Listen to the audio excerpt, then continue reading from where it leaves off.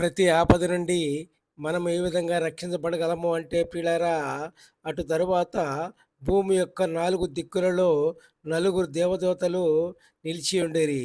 భూమి మీదనైనను, సముద్రం మీదనైనను, ఏ చెట్టు మీదనైనను గాలి వీచకుండునట్లు భూమి యొక్క 4 దిక్కుల వాయువులను పట్టుకొని ఉండగా చూచితిని. మరియు సజీవుడగు దేవుని ముద్రగల వేరొక దూత సూర్యోదయ దిశ నుండి పైకి వచ్చుట చూసితిని.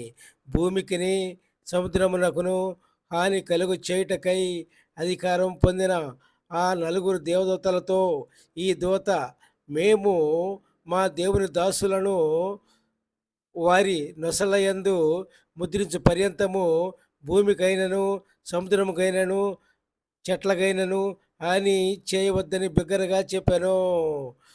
ఆ ముద్ర ఆ ముద్ర ప్రతి ఒక్క వ్యక్తి కూడా వేసుకోవాలి. ఆ ముద్ర ఏది అంటే మారు మనసే ముద్ర.